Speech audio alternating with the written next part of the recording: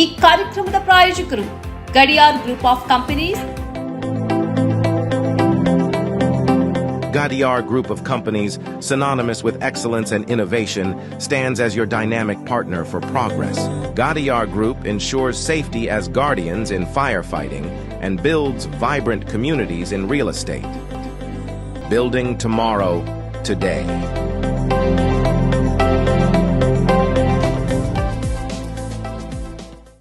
Kudukoli petrol pump Perla ವಿಶ್ವಾಸಾರ್ಹ ಸೇವೆಗೆ ಅಬ್ದುಲ್ಲಾ ಮದುಮುಲೆ ಸಾರಥ್ಯದ ಪೆರ್ಲಾ ಕುಡುಕೋಳಿ ಪಂಪ್ಗೆ ಭೇಟಿ ನೀಡಿ. ರಾಜ್ಯ ಹೆದ್ದಾರಿ 64ರಲ್ಲಿ ನಿಮಗಾಗಿ ಕಾಯುತ್ತಿದೆ.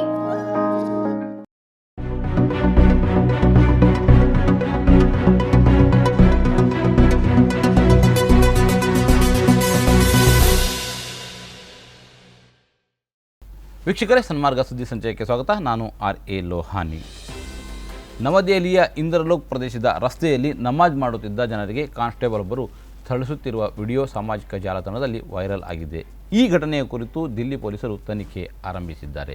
ಈ ಘಟನೆಯ ಬಗ್ಗೆ ತನಿಖೆಯನ್ನು ಪ್ರಾರಂಭಿಸಲಾಗಿದೆ, ಸೂಕ್ತ ಕ್ರಮ ಕೈಗೊಳ್ಳಲಾಗುವುದು ಎಂದು ಉತ್ತರ ವಿಭಾಗದ ಡಿಸಿಪಿ MK ಮೀನಾ ತಿಳಿಸಿದ್ದಾರೆ. ವಿಡಿಯೋದಲ್ಲಿ ಗುಂಪೊಂದು ರಸ್ತೆಯಲ್ಲಿ ನಮಾಜ್ ಸಲ್ಲಿಸುತ್ತಿರುವುದು ಹಾಗೂ ಅಲ್ಲಿಗೆ ಆಗಮಿಸಿದ ಪೊಲೀಸ್ ಸಿಬ್ಬಂದಿಯೋರ್ವರು ಅವರಿಗೆ ತುಳಿಯುವುದು ಹಾಗೂ ಹೊಡೆಯುವುದು ಕಾಣಿಸುತ್ತದೆ. ಬಸವನಗೌಡ ಪಾಟೀಲ್ ಯತ್ನಾಳ್ಗೆ ಮಾಡಲು ಕೆಲಸ ಇಲ್ಲ, ಬಸ್ ನಿಲ್ದಾಣದಲ್ಲಿ ಕುಳಿತು ಭವಿಷ್ಯ ಹೇಳೋಕೆ ಹೇಳಿ ಎಂದು ಸಚಿವ ಮಧು ಬಂಗಾರಪ್ಪ ವಾಗ್ದಾಳಿ ನಡೆಸಿದ್ದಾರೆ. ಸಂಸದ ಅನಂತಕುಮಾರ್ ಹೆಗಡೆಗೂ ಮಧು ಬಂಗಾರಪ್ಪ ತಿರುಗೇಟು ನೀಡಿದ್ದಾರೆ. ಲೋಕಸಭಾ ಚುನಾವಣೆಯಲ್ಲಿ ರಾಜ್ಯ ಸರ್ಕಾರ ಪತನವಾಗುತ್ತೆ ಎಂಬ ಬಸನಗೌಡ ಪಾಟೀಲ್ ಯತ್ನಾಳ್ ಹೇಳಿಕೆಗೆ ಪ್ರತಿಕ್ರಿಯಿಸಿ ಸಚಿವ ಮಧು ಬಂಗಾರಪ್ಪ ವಾಗ್ದಾಳಿ ನಡೆಸಿದ್ದು, ಬಸನಗೌಡ ಪಾಟೀಲ್ ಯತ್ನಾಳ್ಗೆ ಮಾಡಲು ಕೆಲಸ ಇಲ್ಲ, ಬಸ್ ನಿಲ್ದಾಣದಲ್ಲಿ ಕುಳಿತು ಜ್ಯೋತಿಷ್ಯ ಹೇಳೋಕೆ ಹೇಳಿ ಎಂದಿದ್ದಾರೆ. ಕಾಂಗ್ರೆಸ್ ಜನರನ್ನ ಹುಚ್ಚರನ್ನಾಗಿ ಮಾಡ್ತಿದೆ ಎಂಬ ಸಂಸದ ಅನಂತಕುಮಾರ್ ಹೆಗಡೆ ಹೇಳಿಕೆಗೆ ತಿರುಗೇಟು ನೀಡಿದ ಮಧು ಬಂಗಾರಪ್ಪ, ಹೆಗಡೆ ದೊಡ್ಡ ಹುಚ್ಚ, ಎಲೆಕ್ಷನ್ ಬರೋವರೆಗೂ ಮಲ್ಕೊಂಡಿರ್ತಾನೆ, ಎಲೆಕ್ಷನ್ ಬಾದ ತಕ್ಷಣ ಎದ್ದು ಬರ್ತಾನೆ. ಈ ಬಾರಿ ಆತನನ್ನ ರಾಜಕೀಯವಾಗಿ ಪರ್ಮನೆಂಟ್ ಆಗಿ ಮಲಗಿಸ್ತೇವೆ. ಏಕವಚನದಲ್ಲಿ ಮಾತನಾಡೋದೇ ಅವರ ಮನೆ ಸಂಸ್ಕೃತಿ ಎಂದು ಹೆಗಡೆ ವಿರುದ್ಧ ಮಧು ಬಂಗಾರಪ್ಪ ವಾಗ್ದಾಳಿ ನಡೆಸಿದರು. ಅಪ್ರಾಪ್ತ ಬಾಲಿಕೆಗೆ ಲೈಂಗಿಕ ಕಿರುಕುಳ ನೀಡಿದ ಆರೋಪದಲ್ಲಿ ಕುಣಿಗಲ್ ತಾಲೂಕಿನ ಹುಲಿಯೂರು ದುರ್ಗದ ಹಂಗರಹಳ್ಳಿಯ ಶ್ರೀ ವಿದ್ಯಾ ಚೌಡೇಶ್ವರಿ ಮಹಾಸಂಸ್ಥಾನದ ಮಠದ ಬಾಲ ಮಂಜುನಾಥ ಸ್ವಾಮೀಜಿ ಸಹಿತ ಇಬ್ಬರನ್ನು ಗುರುವಾರ ರಾತ್ರಿ ಪೊಲೀಸರು ಬಂಧಿಸಿದ್ದಾರೆ. ಮಠಕ್ಕೆ ಆಗಮಿಸಿದ ಪೊಲೀಸರು ಕಳೆದ ರಾತ್ರಿ ಮಠದಲ್ಲಿ ಪರಿಶೀಲನೆ ನಡೆಸಿದರು. ಆಗ ಸಿಕ್ಕ ಕೆಲವು ದಾಖಲೆಗಳನ್ನು ಆಧರಿಸಿ ಸ್ವಾಮೀಜಿಯನ್ನು ಬಂಧಿಸಲಾಗಿದೆ. ತನ್ನನ್ನು ಬ್ಲಾಕ್ ಮೇಲ್ ಮಾಡುತ್ತಿದ್ದಾರೆಂದು ಆರೋಪಿಸಿ ಬಾಲ ಮಂಜುನಾಥ ಸ್ವಾಮೀಜಿ 6 ಮಂದಿಯ ವಿರುದ್ಧ ದೂರು ಸಲ್ಲಿಸಿದ್ದರು. ಆದರೆ ಅದೇ ಆರೋಪಿಗಳು ಸ್ವಾಮೀಜಿಯ ಲೈಂಗಿಕ ಹಗರಣವೊಂದನ್ನು ವಿಚಾರಣೆ ವೇಳೆ ಬಯಲು ಮಾಡಿದ್ದಾರೆ ಎಂದು ತಿಳಿದು ಬಂದಿದೆ.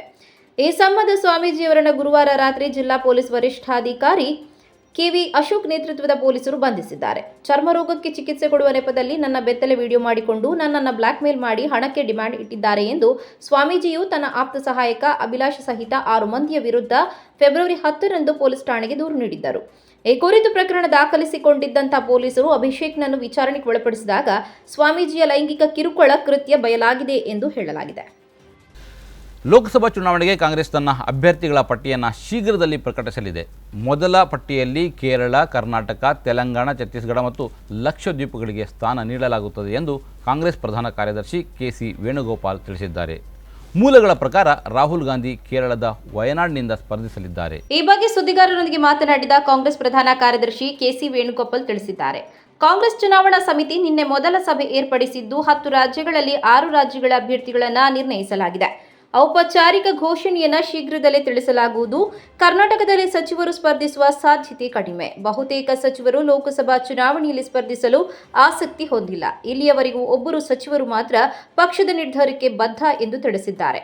ಪ್ರಕಟಗೊಳ್ಳುವ ಮೊದಲ ಪಟ್ಟಿಯಲ್ಲಿ ಕರ್ನಾಟಕದ DCM ಸಹೋದರ ಹಾಲಿ ಸಂಸದ DK ಸುರೇಶ್ರ ಹೆಸರು ಬಹುತೇಕ ಇರಲಿದ್ದು, AICC ಅಧ್ಯಕ್ಷ ಮಲ್ಲಿಕಾರ್ಜುನ ಖರ್ಗೆ ಸ್ಪರ್ಧಿಸುವ ಕಲಬುರಗಿಯಲ್ಲಿ ಸ್ಪರ್ಧಿಗಳ ಹೆಸರು ಅಂತಿಮಗೊಂಡಿಲ್ಲ. 90 ಕ್ಷೇತ್ರಗಳನ್ನು ಒಳಗೊಂಡಿರುವ ನಿರ್ಣಾಯಕ ರಾಜ್ಯಗಳಾದ ಮಹಾರಾಷ್ಟ್ರ ಹಾಗೂ ಪಶ್ಚಿಮ ಬಂಗಾಳದಲ್ಲಿ ಸೀಟು ಹಂಚಿಕೆ ಇನ್ನೂ ಅಂತಿಮಗೊಂಡಿಲ್ಲ. ಆದರೂ ಅಭ್ಯರ್ಥಿಗಳ ಹೆಸರು ಪ್ರಕಟಿಸಲು ಕಸರತ್ತು ನಡೆಯುತ್ತಿದೆ. LPG ಸಿಲಿಂಡರ್ ಬೆಲೆ ₹100 ಇಳಿಕೆ ಮಾಡಿದ್ದಾಗಿ ಪ್ರಧಾನಿ ನರೇಂದ್ರ ಮೋದಿ ಘೋಷಿಸಿದ್ದಾರೆ. 14.2 kg ಅಡುಗೆ ಅನಿಲದ ಸಿಲಿಂಡರ್ ಬೆಲೆ ಸುಮಾರು ₹900ಗಳ ಆಸುಪಾಸಿನಲ್ಲಿ ಈಗಲೂ ಇದೆ. ಲೋಕಸಭಾ ಚುನಾವಣೆಗೆ 2 ತಿಂಗಳು ಇರುವಾಗ ಸಿಲಿಂಡರ್ ಬೆಲೆ ಇಳಿಕೆಯ ವಿಷಯ ಚರ್ಚೆಯಲ್ಲಿದೆ. ಈ ವಿಚಾರವಾಗಿ ಸಾಮಾಜಿಕ ಮಾಧ್ಯಮ ಎಕ್ಸ್ ಮೂಲಕ ಸಂದೇಶ ಪ್ರಕಟಿಸಿರುವ ಮೋದಿ, ಇಂದು ಮಹಿಳಾ ದಿನದಂದು ನಮ್ಮ ಸರ್ಕಾರವು ಎಲ್ಪಿಜಿ ಸಿಲಿಂಡರ್ ಬೆಲೆಯನ್ನ 100 ರೂಪಾಯಿಯಷ್ಟು ಕಡಿಮೆ ಮಾಡಲು ನಿರ್ಧರಿಸಿದೆ. ಇದು ದೇಶದಾದ್ಯಂತ ಲಕ್ಷಾಂತರ ಕುಟುಂಬಗಳ ಆರ್ಥಿಕ ಹೊರೆಯನ್ನ ಗಮನಾರ್ಹವಾಗಿ ಕಡಿಮೆ ಮಾಡುತ್ತದೆ. ವಿಶೇಷವಾಗಿ ನಮ್ಮ ನಾರಿ ಶಕ್ತಿಗೆ ಪ್ರಯೋಜನವನ್ನ ನೀಡುತ್ತದೆ ಎಂದು ಅವರ ಪೋಸ್ಟ್ ಮಾಡಿದ್ದಾರೆ. ಅಡುಗೆ ಅನಿಲವನ್ನ ಕೈಗೆಟುಕುವ ದರದಲ್ಲಿ ಸಿಗುವಂತೆ ಮಾಡುವ ಮೂಲಕ ನಾವು ಕುಟುಂಬಗಳ ಯೋಗಕ್ಷೇಮವನ್ನ ನೋಡಿಕೊಳ್ಳುತ್ತೇವೆ. ಜೊತೆಗೆ ಆರೋಗ್ಯಕರ ವಾತಾವರಣವನ್ನ ಖಚಿತಪಡಿಸಿಕೊಳ್ಳುವ ಗುರಿಯನ್ನ ಹೊಂದಿದ್ದೇವೆ. ಇದು ಮಹಿಳೆಯರ ಸಬಲೀಕರಣ ಮತ್ತು ಅವರಿಗೆ ಸುಲಭವಾಗಿ ಬದುಕಲು ಖಾತ್ರಿಪಡಿಸುವ ನಮ್ಮ ಬದ್ಧತೆಗೆ ಪೂರಕವಾಗಿದೆ ಎಂದು ಹೇಳಿದ್ದಾರೆ. ತನ್ನನ್ನು ಉದ್ಯೋಗದಿಂದ ವಜಾಗೊಳಿಸಿದ ಕ್ರಮವನ್ನು ವಿರೋಧಿಸಿ ದಿಲ್ಲಿ ವಿಶ್ವವಿದ್ಯಾನಿಲಯದ ಎದುರು ಪ್ರಕೋಢ ಮಾರುವ ಮೂಲಕ ಪ್ರತಿಭಟಿಸಿದ್ದ ದಿಲ್ಲಿ ವಿಶ್ವವಿದ್ಯಾನಿಲಯದ ಮಾಜಿ ತಾತ್ಕಾಲಿಕ ಅಧ್ಯಾಪಕಿ ಡಾಕ್ಟರ್ ರೀತು ಸಿಂಗ್ ವಿರುದ್ಧ ಪೊಲೀಸರು ಪ್ರಕರಣ ದಾಖಲಿಸಿಕೊಂಡಿದ್ದಾರೆ. ತನ್ನ ವಿರುದ್ಧ ಜಾತಿ ತಾರತಮ್ಯ ಎಸಗಲಾಗಿದೆ ಹಾಗೂ ಅಕ್ರಮವಾಗಿ ವಜಾಗೊಳಿಸಲಾಗಿದೆ ಎಂದು ಅವರು ನಾನಾ ವಿಧದಲ್ಲಿ ಪ್ರತಿಭಟನೆ ನಡೆಸುತ್ತಿದ್ದಾರೆ. ದಿಲ್ಲಿ ವಿಶ್ವವಿದ್ಯಾಲಯ ವ್ಯಾಪ್ತಿಯ ದೌಲತ್ ರಾಮ್ ಕಾಲೇಜಿನಲ್ಲಿ ಉದ್ಯೋಗ ನಿರ್ವಹಿಸುತ್ತಿದ್ದ 28 ವರ್ಷದ ಮನೋವಿಜ್ಞಾನ ಅಧ್ಯಾಪಕಿ ಹಾಗೂ ದಲಿತ ಸಮುದಾಯದ ರಿತು ಸಿಂಗ್ರನ್ನ ಒಂದೇ ವರ್ಷದ ಅವಧಿಯಲ್ಲಿ 2019ರಲ್ಲಿ ಉದ್ಯೋಗದಿಂದ ತೆಗೆದುಹಾಕಲಾಗಿತ್ತು. ಇತ್ತೀಚೆಗೆ ತಮ್ಮ ವಜಾ ಹಾಗೂ ತಮ್ಮ ವಿರುದ್ಧದ ಜಾತಿ ತಾರತಮ್ಯವನ್ನು ವಿರೋಧಿಸಿ ದಿಲ್ಲಿ ವಿಶ್ವವಿದ್ಯಾಲಯದ ಕಲಾ ವಿಭಾಗದ ಎದುರು ರಿತು ಸಿಂಗ್ ಪಕೋಡಾ ಸ್ಟಾಲ್ ಸ್ಥಾಪಿಸಿದ್ದರು. ನನಗೆ ಯಾವುದೇ ಉದ್ಯೋಗವಿಲ್ಲ, ನಾನು ನನ್ನ ಊಟಕ್ಕಾಗಿ ಬೀದಿಗಳಲ್ಲಿ ಹಾಗೂ ನಾನು ಪದವಿ ಪಡೆದ ವಿಶ್ವವಿದ್ಯಾಲಯದ ಎದುರೇ ಪಕೋಡ ಮಾರಾಟ ಮಾಡಬೇಕಾಗಿ ಬಂದಿದೆ. ನನ್ನನ್ನು ಅಕ್ರಮವಾಗಿ ಉದ್ಯೋಗದಿಂದ ವಜಾಗೊಳಿಸಿದ ನಂತರ ನಾನೀಗ ಈ ಸ್ಥಿತಿಯಲ್ಲಿದ್ದೇನೆ ಎಂದು ಈ ಸಂದರ್ಭದಲ್ಲಿ ಅವರು ಹೇಳಿಕೊಂಡಿದ್ದರು. ಚುನಾವಣಾ ಬಾಂಡ್ಗಳಿಗೆ ಸಂಬಂಧಿಸಿದ ದಾಖಲೆಗಳನ್ನು ಸ್ಟೇಟ್ ಬ್ಯಾಂಕ್ ಆಫ್ ಇಂಡಿಯಾ ತನ್ನ ವೆಬ್ಸೈಟ್ನಿಂದ ತೆಗೆದುಹಾಕಿದೆ. ರಾಜಕೀಯ ಪಕ್ಷಗಳು ಪಡೆದಿರುವ ಎಲೆಕ್ಟ್ರಾಲ್ ಬಾಂಡ್ಗಳ ಕುರಿತು ಮಾಹಿತಿ ಸಲ್ಲಿಸಲು ಜೂನ್ 30ರ ತನಕ ಸಮಯಾವಕಾಶ ಕೋರಿ ಬ್ಯಾಂಕ್ ಸುಪ್ರೀಂ ಕೋರ್ಟ್ಗೆ ಅಪೀಲು ಸಲ್ಲಿಸಿದ ಬಳಿಕ ಈ ಬೆಳವಣಿಗೆ ನಡೆದಿದೆ. ಆಪರೇಟಿಂಗ್ ಗೈಡ್ಲೈನ್ಸ್ ಫಾರ್ ಡೋನರ್ಸ್ ಮತ್ತು ಫ್ರೀಕ್ವೆಂಟ್ಲಿ ಆಸ್ಕ್ಡ್ ಕ್ವೆಶ್ಚನ್ಸ್ಗೆ ಸಂಬಂಧಿಸಿದ ಲಿಂಕ್ಗಳು ಅಥವಾ ವೆಬ್ ಪುಟಗಳು ಈಗ ಕಾಣಿಸುತ್ತಿಲ್ಲ.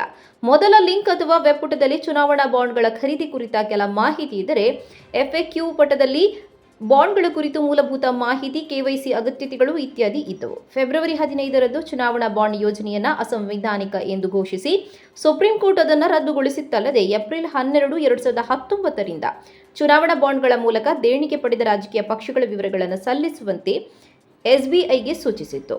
ಏಪ್ರಿಲ್ 12, 2019ರಿಂದ ಫೆಬ್ರವರಿ 15, 2024ರ ನಡುವೆ 217 ಚುನಾವಣಾ ಬಾಂಡ್ಗಳನ್ನು ಮಾರಾಟ ಮಾಡಲಾಗಿದೆ. ಈ ಬಾಂಡ್ಗಳ ಖರೀದಿ ಕುರಿತ ಮಾಹಿತಿ ಕೇಂದ್ರೀಕೃತವಾಗಿ ಇರಿಸಲಾಗಿಲ್ಲ ಎಂದು SBI ಹೇಳಿತ್ತು. ಲಾಸ್ ಏಂಜಲೀಸ್ನಿಂದ ಜಪಾನ್ಗೆ ಹೊರಟಿದ್ದ ಬೋಯಿಂಗ್ ಟೇಕಾಫ್ ಆದ ಸ್ವಲ್ಪ ಸಮಯದಲ್ಲೇ ವಿಮಾನದ ಚಕ್ರ ಕಳಚಿ ಬಿದ್ದಿರುವ ಘಟನೆ ವರದಿಯಾಗಿದೆ. ಚಕ್ರ ಬಿದ್ದ ಪರಿಣಾಮ ವಿಮಾನ ನಿಲ್ದಾಣದ ಪಾರ್ಕಿಂಗ್ ಸ್ಥಳದಲ್ಲಿ ನಿಲ್ಲಿಸಿದ್ದ ಹಲವಾರು ಕಾರುಗಳು ಜಖಂಗೊಂಡಿವೆ. ಪ್ರಯಾಣಿಕರನ್ನ ಹೊತ್ತು ಜಪಾನ್ಗೆ ಸಾಗಬೇಕಿದ್ದ ಯುನೈಟೆಡ್ ಏರ್ಲೈನ್ಸ್ ವಿಮಾನ ಟೇಕಾಫ್ ಆದ ವೇಳೆ ವಿಮಾನದ ಒಂದು ಚಕ್ರ ಕಳಚಿ ಬಿದ್ದು ವಿಮಾನದ ಪೈಲಟ್ ತುರ್ತಾಗಿ ವಿಮಾನವನ್ನ ಲ್ಯಾಂಡ್ ಮಾಡಬೇಕಾಯಿತು ಎಂದು ತಿಳಿದು ಬಂದಿದೆ. ಈ ಘಟನೆಯ ವಿಡಿಯೋ ಸಾಮಾಜಿಕ ಜಾಲತಾಣದಲ್ಲಿ ಹರಿದಾಡುತ್ತಿದೆ. ಇಲ್ಲಿ ವಿಮಾನ ಟೇಕಾಫ್ ಆಗುತ್ತಿದ್ದು ಈ ವೇಳೆ ವಿಮಾನದ ಒಂದು ಚಕ್ರ ಕಳಚಿ ಬೀಳುವುದು ನೋಡಬಹುದು. ಕೂಡಲೇ ಕಾರ್ಯಪ್ರವೃತ್ತರಾದ ಪೈಲಟ್ ವಿಮಾನವನ್ನು ತುರ್ತಾಗಿ ಲ್ಯಾಂಡ್ ಮಾಡಿದ್ದಾರೆ. ಒಸಾಕಾಗೆ ಹೊರಟಿದ್ದ ವಿಮಾನದಲ್ಲಿ ಸುಮಾರು 249 ಜನ ಪ್ರಯಾಣಿಕರಿದ್ದರು ಎಂದು ಯುನೈಟೆಡ್ ಏರ್ಲೈನ್ಸ್ ತಿಳಿಸಿದೆ. ಈ ಹೊತ್ತಿನ ಸುದ್ದಿ ಸಂಚಯ ನಿರಂತರವಾಗಿ ನೋಡ್ತಾ ಇರಿ ಸನ್ಮಾರ್ಗ ನ್ಯೂಸ್, ಸುದ್ದಿಗಳ ಸಂತೆಯಲ್ಲಿ ಸತ್ಯದ ಮೊಂಬತ್ತಿ. ಇಂತಹ ಹಲವು ಸುದ್ದಿ ಮಾಹಿತಿ ವಿಶ್ಲೇಷಣೆಗಾಗಿ ಸನ್ಮಾರ್ಗ ನ್ಯೂಸ್ ಸಬ್ಸ್ಕ್ರೈಬ್ ಮಾಡಿ. ನಿರಂತರ ನೋಟಿಫಿಕೇಶನ್ ಪಡೆಯಲು ಬೆಲ್ ಐಕಾನ್ ಒತ್ತಲು ಮರೆಯದಿರಿ.